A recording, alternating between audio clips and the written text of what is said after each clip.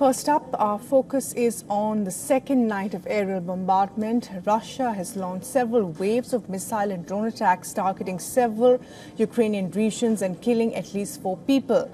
While Ukrainian air defense said it downed 5 Russian missiles and 60 attack drones, after Moscow launched a total of 91 projectiles, including 10 missiles and 81 Iranian-designed attack drones.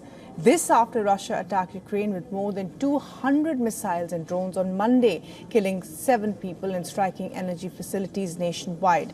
The Ukrainian Air Force described the attacks as the most massive in the war, in which 15 regions sustained damage. Now, according to the Air Force, it shot down 102 of the 127 Russian missiles and 99 of the 109 drones.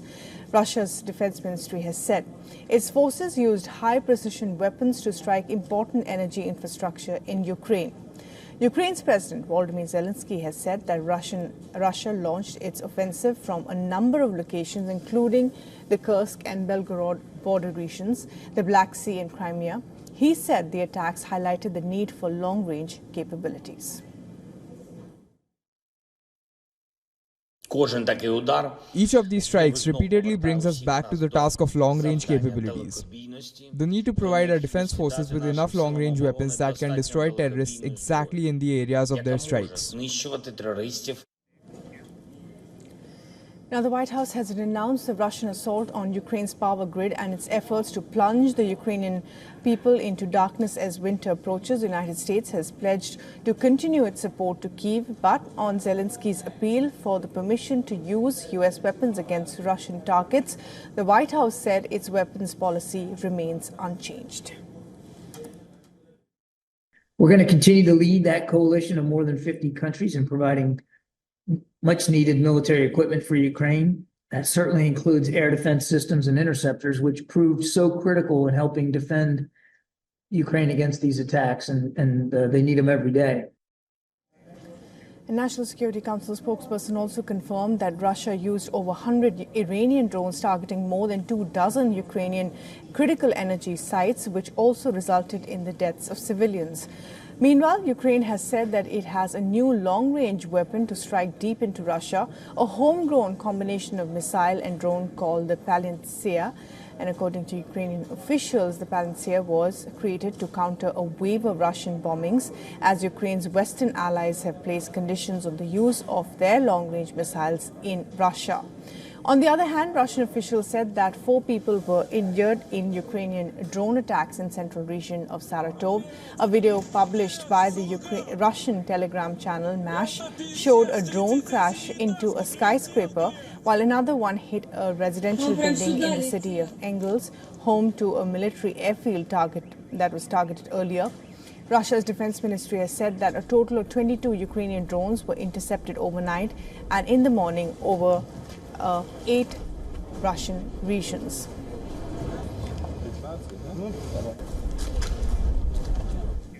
Furthermore, satellite images taken on Monday show damage to 2 bridges in Russia's Kursk region following the Ukrainian incursion.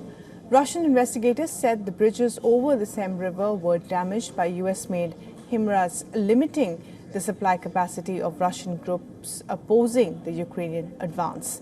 Meanwhile, Poland has said that a drone likely entered its airspace early on Monday morning during a Russian bombardment of Ukraine, adding that the object may have landed on Polish territory and that searches were underway.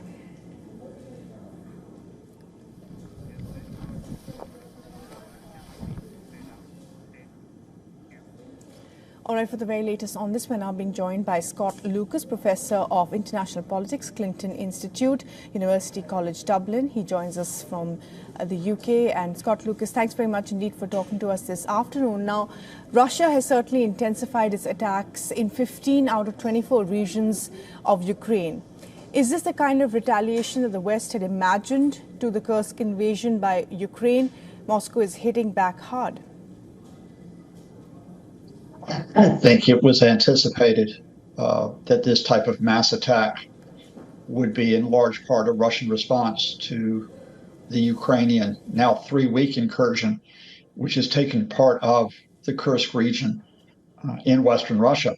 I mean, after all, this is the first time that either the Soviet Union or Russia have been invaded since 1941 and World War II.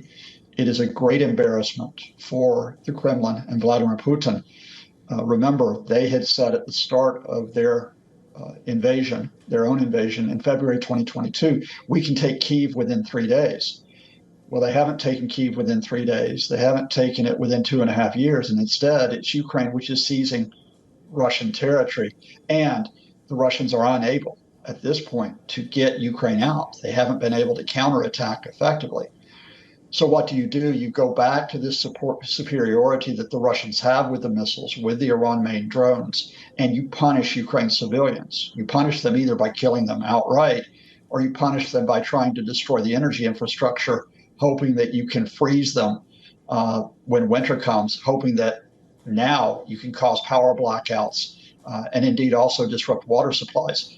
I think the question here is, this assault that we saw yesterday is the largest Russian assault of the invasion, 127 missiles alone. Do the Russians have sufficient supplies of missiles that they can keep doing this?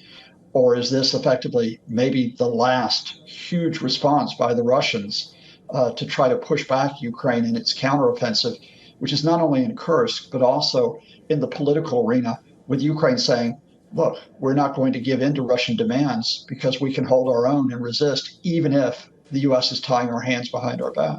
Mm-hmm. So effectively, I want to ask you, has the war changed since the Kursk invasion by Ukraine? As you pointed out yourself, it was a huge embarrassment for Moscow. Civilian infrastructure is being attacked, and Putin seems to be deliberate in his move to hit power infrastructure ahead of the winter season, as you said. Well, I want to emphasize that the Russians have hit civilian sites and have hit energy infrastructure throughout 30 months. They've carried out mass killings of civilians, and they have no impunity against doing so. But where we are now and why these strikes are occurring, think back to a month ago. So a month ago, with Russia gradually taking territory in eastern Ukraine, and they still are making a gradual, if limited, advance, the whole narrative that the Kremlin was putting out is we need, quote, peace talks. And what they meant by peace talks is that Ukraine would have to give up not just Crimea, which was occupied in 2014. They would have to give up 4 of their regions, 2 in the east, 2 in the south, and the international community would have to accept that. And the Russian narrative was, if you don't agree to our peace talks, we're just going to keep hitting Ukraine from the air and on the ground.